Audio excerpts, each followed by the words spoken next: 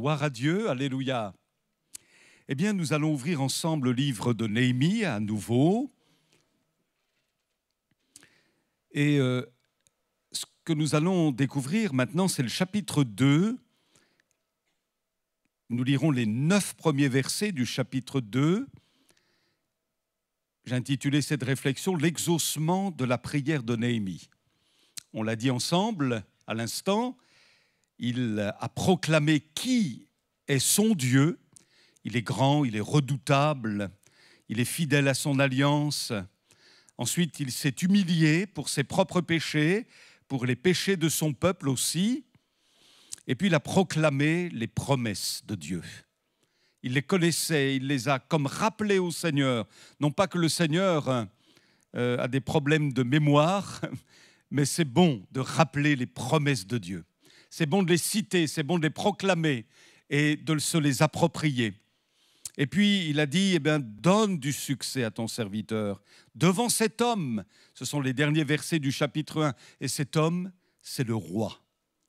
Il était échanson du roi, c'est-à-dire que c'était lui qui servait le vin au roi.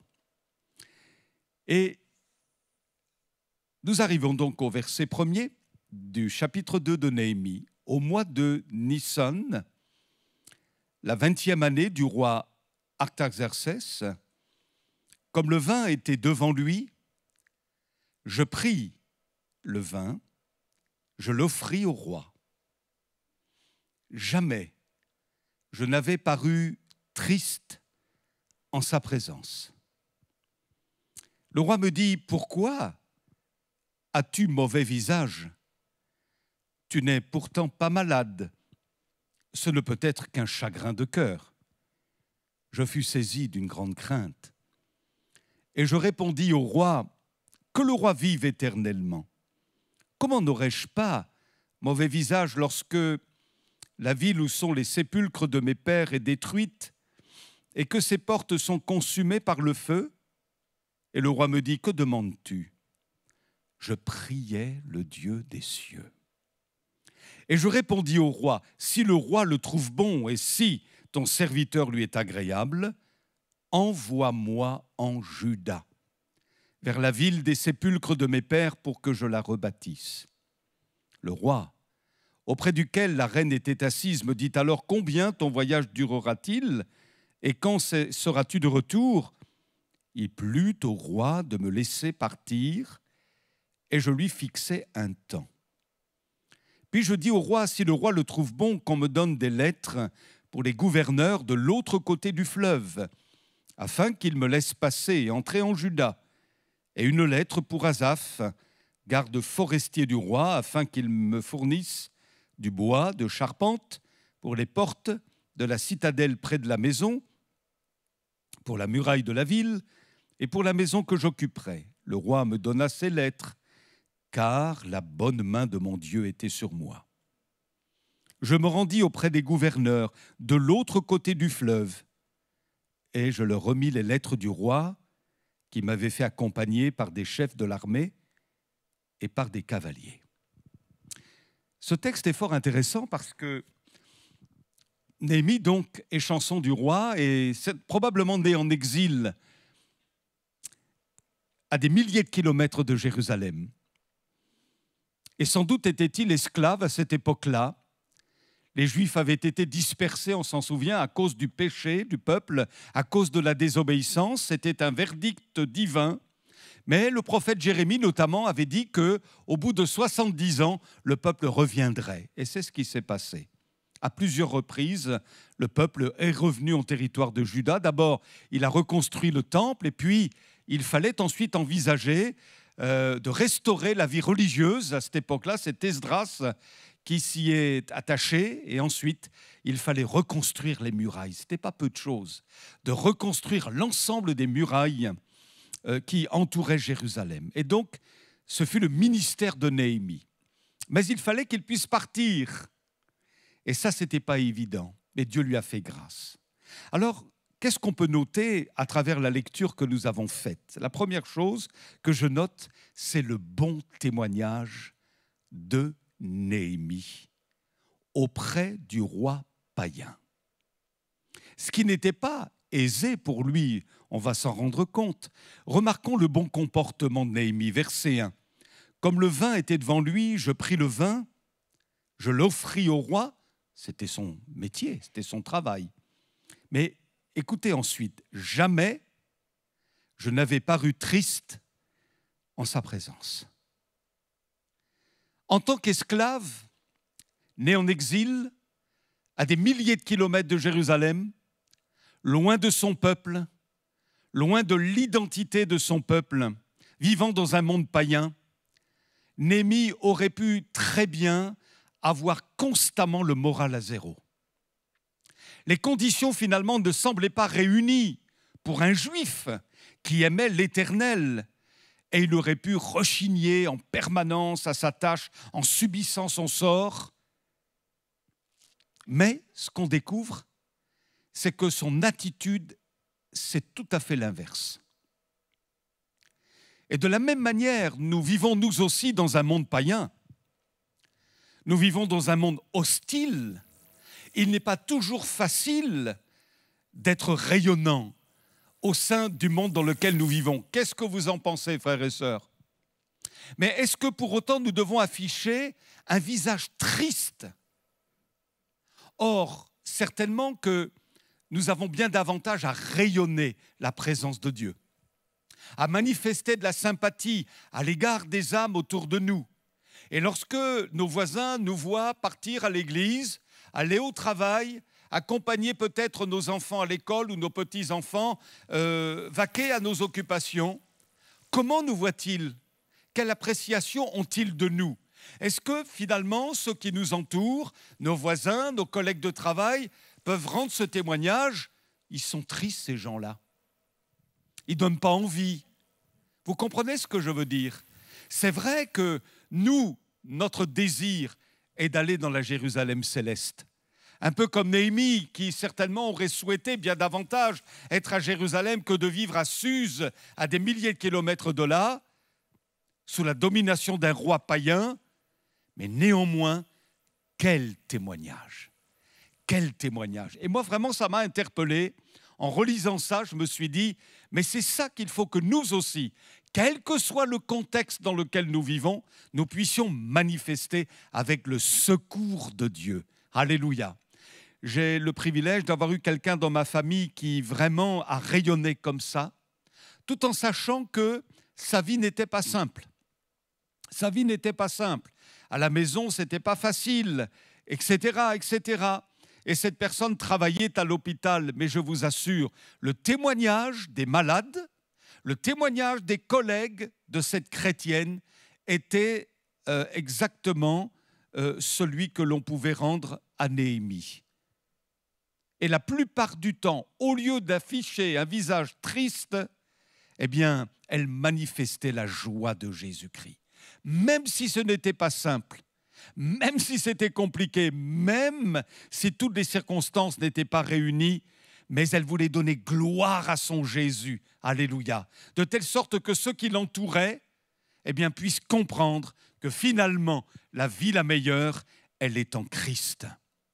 Et puis, la deuxième chose aussi qu'on peut souligner, c'est que non seulement, eh bien, pour lui, il se faisait un point d'honneur et de manifester la gloire de Dieu à travers un bon témoignage. Et puis, je trouve qu'il est drôlement respectueux. Alors que le roi lui pose la question, « Mais pourquoi as-tu mauvais visage? Tu n'es pourtant pas malade, ce ne peut être qu'un chagrin de cœur. » Il répond au verset 3 que le roi vive éternellement. Je ne pense pas que ce soit seulement une formulation, mais c'est pour lui une manière de manifester du respect à l'égard de ce roi. Vous imaginez, c'est un roi païen. Pour un juif, se soumettre ainsi à un roi païen, ce n'était pas gagné. On est d'accord? Mais il est respectueux. Et au verset 5, il va même dire, si le roi le trouve bon, si le roi le trouve bon, et si ton serviteur lui est agréable, envoie-moi en Juda. Malgré cette situation particulière, en qualité de juif face à ce roi païen, eh bien, il n'y a pas de colère chez lui. Pas de colère nourrie, entretenue ou de haine envers le roi païen. Pas d'attitude de rébellion ou d'insoumission. Ce qui comptait pour Néhémie, c'était de donner gloire à son Dieu à travers son comportement digne. Gloire à Dieu. Voyez-vous, je pense qu'on pourrait dire nous vivons dans un monde inique. Et parfois, ceux qui sont placés en autorité ne sont pas toujours des exemples. Je ne pense pas que ce roi était un exemple. Je ne pense pas. Mais néanmoins, Néhémie respectait. Et ça nous interpelle. Moi, ça m'interpelle. Surtout avec la mentalité française que nous connaissons, qui est prompte à la critique, qui est prompte à la rébellion, prompte à l'insoumission. Eh bien, pour nous, c'est une interpellation.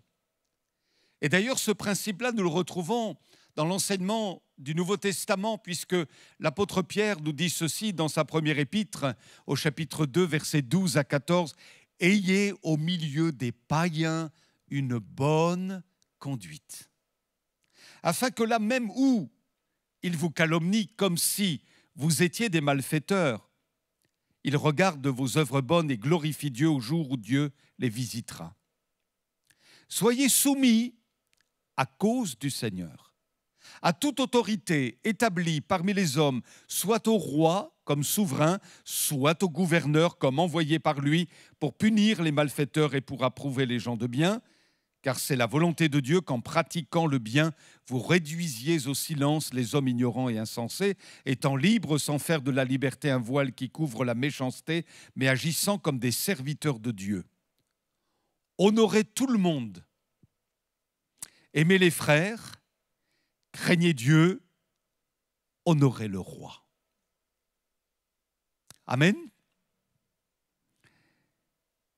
On est bien d'accord que ce n'était pas simple pour Néhémie, mais déjà il pratiquait la parole du Nouveau Testament.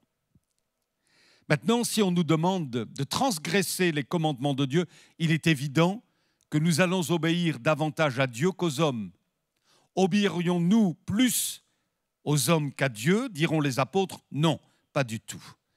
Et c'est le témoignage notamment de Daniel et de ses amis qui, eux, n'ont pas cédé aux injonctions royales qui consistaient à adorer la statue et à ne pas prier. Eh bien, eux, ces hommes de Dieu, ont fait ce que Dieu leur demandait, tout en ayant un bon témoignage à l'égard des païens qui les entouraient. Le but de tout ça, c'est d'avoir un bon témoignage et de, comment dirais-je, de gagner les âmes, si possible, à la cause de Jésus. Donc, Néhémie avait un leitmotiv, avoir un bon témoignage dans un milieu hostile. Et je veux vous encourager, frères et sœurs, c'est peut-être pas facile là où vous vivez, peut-être pas facile là où vous travaillez, peut-être pas facile dans votre lycée pour les plus jeunes, à l'université. C'est pas facile parce qu'il y a des comportements étranges, contraires à la parole de Dieu, des raisonnements, des choses qui ne sont pas faciles, des comportements qui sont étrangers aussi à la parole. On ne se sent pas à l'aise dans tous ces milieux-là, mais vraiment pas à l'aise. Et nous pourrions nous replier sur nous-mêmes. Nous pourrions nous fâcher en permanence. Nous pourrions être tout le temps tristes, mais que Dieu nous aide à avoir un bon témoignage. Et puis ce bon témoignage aussi, nous le trouvons chez Néhémie quant à sa relation avec Dieu. Je trouve remarquable le verset 4, relisez-le avec moi. Le roi me dit, que demandes-tu? Vous imaginez Néhémie devant ce roi qui a droit de vie et de mort sur lui. Donc c'est un moment solennel pour Néhémie. Et puis il est ajouté cette petite parole, mais qui est vraiment merveilleuse. Je priais le Dieu des cieux. Et je répondis au roi. Voyez ce qui se passe? Est-ce que ça vous est déjà arrivé? Vous êtes en conversation, en même temps vous priez le Dieu des cieux. Et c'est ce qui se passe. Il est en conversation avec le roi et en même temps, il est en conversation avec Dieu. Ça vous arrive aussi de temps en temps? C'est extraordinaire quand même, hein? Je priais le Dieu des cieux. Alors il n'a pas dit à Néhémie, il n'a pas dit au roi, attends au roi, je vais me mettre à l'écart, je vais prier le Seigneur, j'ai besoin de chercher Dieu. C'est pas ça qu'il a fait. Mais alors qu'il était en conversation avec le roi, il priait en même temps. C'est merveilleux. Dieu nous donne une faculté remarquable quand même, hein? Alléluia. Voyez-vous, parfois même en prêchant, je prie. C'est incroyable comment il fait. Mais on peut tous faire ça. Alors que nous parlons à quelqu'un, nous prions intérieurement. C'est ce que Néhémie a fait. Il est connecté avec Dieu. Alléluia. Il est connecté avec Dieu. Et ça, c'est quelque chose d'absolument remarquable. Et je vous invite aussi à vous exercer à cela. Vous parlez avec quelqu'un, vous ne savez plus trop comment faire, vous ne savez plus comment vous dépatouiller, vous ne savez pas comment parler de Jésus. Priez en même temps. Et puis, le Seigneur arme, dote, qualifie, il équipe. Gloire à Dieu. Il y a une action simultanée. En même temps qu'il parle au roi, il prie le Seigneur et est en connexion avec Dieu. Alors, avant d'être un serviteur de premier plan à Jérusalem, conduisant tout un peuple, Néhémie avait un bon témoignage dans sa vie pratique, dans son travail quotidien. Il était fidèle dans les petites choses. Et comme le dit le Seigneur, si on est fidèle dans les petites choses simples de la vie, Dieu nous en confie de plus grandes. Amen. D'autre part, dans ce récit brille aussi la souveraineté de Dieu et sa providence. On se rend compte que dans le chapitre 2, tout est réuni pour que Dieu exauce la prière de Néhémie que nous avons étudiée au chapitre 1. Donne du succès à ton serviteur, fais-lui trouver grâce devant cet homme. Tout est parti de la question du roi. Pourquoi as-tu mauvais visage? Le roi aurait pu l'ignorer complètement. Un simple esclave, qu'est-ce qu'il en avait à faire? Mais Dieu était aux commandes. Et la main visible du Seigneur était là. D'ailleurs, il le dira plus tard au verset 18 du chapitre 2, « Je leur racontais, alors qu'il est maintenant à Jérusalem, il raconte à ses compatriotes comment la bonne main de mon Dieu avait été sur moi et quelles paroles le roi m'avait adressées. » Et au verset 6, nous lisons, « Il plut au roi de me laisser partir et je lui fixai un temps. » C'est donc à partir de ce moment précis, lors de cette conversation avec le roi, que Néhémie va se lancer dans son appel. Il se passe quelque chose d'important là. Conduit par Dieu, le roi est en train de le laisser partir. C'est un moment déterminant. Alors qu'il n'y a qu'une simple conversation, le plan de Dieu est en train de se réaliser.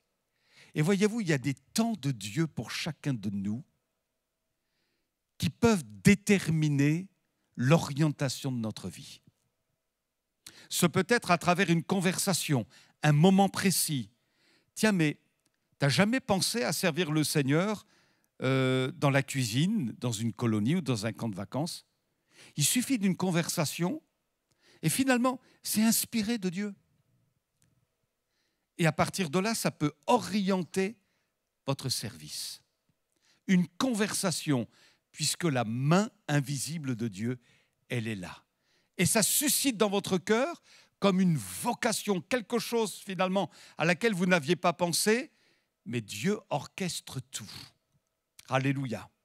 Ce peut être une prophétie, un moment particulier, une prophétie où le Seigneur appelle quelqu'un. C'est comme ça que j'ai été appelé au service de Dieu. Je vous l'ai déjà raconté, une sœur qui exprime une prophétie en disant il y a dans l'Église 2 jeunes que Dieu appelle. L'un sera loin et l'autre sera près. Et c'est exactement ce qui s'est fait. Une prophétie, une parole de révélation. Alléluia, un moment qui a déterminé notre vie, qui a déterminé Notre avenir, ce peut être une prière inspirée, ce peut être une prédication. Il y a de cela quelque temps, j'avais prêché sur un sujet qui concernait le service et une sœur est venue me voir en disant « Cette parole, elle est entrée tout droit dans mon cœur. » Et à partir de là, eh bien, je veux servir Dieu comme tout à nouveau dans tel domaine. Alléluia. Un moment de Dieu qui détermine une orientation précise. Et là, dans cette conversation entre Néhémie et le roi, Dieu est dans l'affaire. Et quelque chose se passe. L'appel est lancé. La porte s'ouvre. Néhémie va pouvoir aller de l'autre côté. Béni soit Dieu. Et puis on conclut avec le verset 9. J'ai été interpellé par cette parole.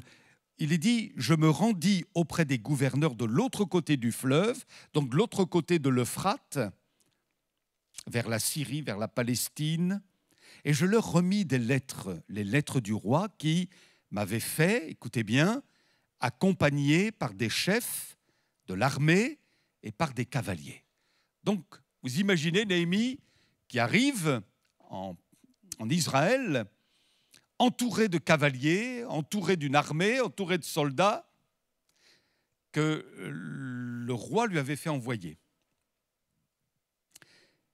Mais quand vous lisez le livre d'Esdras, vous vous rendez compte que Esdras a fait tout le contraire. Et au chapitre 8, vous lisez versets 21-22, au bord du fleuve Ahava, je proclamais un jeûne pour que nous nous humilions devant notre Dieu, afin de lui demander qu'il nous accorde pour nous, pour nos enfants, pour tous nos biens, de voyager en toute sécurité. Et écoutez bien, j'aurais eu honte de demander à l'empereur de nous fournir une escorte de soldats et de cavaliers pour nous protéger contre l'ennemi pendant la route, car nous avions dit à l'empereur que notre Dieu protégeait avec bonté tous ceux qui lui font confiance, tandis que sa colère pèse lourdement sur tous ceux qui l'abandonnent. Voyez le contraste? Néhémie accepte qu'il y ait une armée avec lui pour se rendre à Jérusalem, et Esdras, 13 ans avant, dit non, je ne veux pas de militaires, je ne veux pas de soldats, Dieu est notre protecteur. Y a-t-il une contradiction? Est-ce qu'il y en a un qui a la foi et l'autre qui ne l'a pas? Que répondre à ça? Maintenant, dans le Nouveau Testament, nous avons un exemple un peu semblable. En tout cas, le contraste est marqué. Dans l'Évangile selon Luc, au chapitre 10, verset 4, Jésus dit « Ne portez ni bourse, donc n'ayez pas d'argent avec vous, ce n'est pas la peine, ni sac, ni souliers, ne saluez personne en chemin. » Plus tard, le Seigneur va dire dans Luc 22, versets 35 à 36, il leur dit encore « Quand je vous ai envoyé sans bourse, sans sac, sans souliers, avez-vous manqué de quelque chose ?» Ils répondirent « De rien. » Il leur dit maintenant, au contraire, que celui qui a une bourse la prenne, que celui qui a un sac le prenne également, que celui qui n'a point d'épée vende son vêtement, achète une épée. C'est étonnant. D'un côté, il semble que ces gens-là ont fait une expérience de foi remarquable. Pour Esdras, pas besoin de militaires pour me protéger, Dieu est avec moi. Pour les disciples, selon la recommandation de Jésus, pas besoin de bourse, pas besoin de sac, pas besoin de souliers. Et puis, un autre moment, en ce qui concerne Néhémie, il lui fallait une armée pour être protégé. Et puis, à un autre moment, Jésus dit à ses disciples, maintenant, prenez une bourse, munissez-vous de sacs, etc., etc. Comment comprendre ces paroles qui semblent paradoxales? Je me suis dit, mais il faut être sensible à l'Esprit de Dieu. Il y a des moments où Dieu nous demande de faire un acte de foi. Et il y a d'autres moments où ça ne s'impose pas pour nous. Et nous laissons faire les choses. Est-ce que vous me suivez? J'espère que j'explique bien les choses. Ça va, vous me suivez? C'est-à-dire qu'on ne fonctionne pas toujours de la même manière. Néhémie n'a pas dit non, autrefois, Esdras est parti sans armée. Moi, je vais faire pareil. Je vais faire le même acte de foi qu'Esdras. Il n'a pas dit ça. De la même manière, nos vies ne sont pas, nous n'avons pas à faire les mêmes expériences que les autres. C'est ça que je veux vous dire.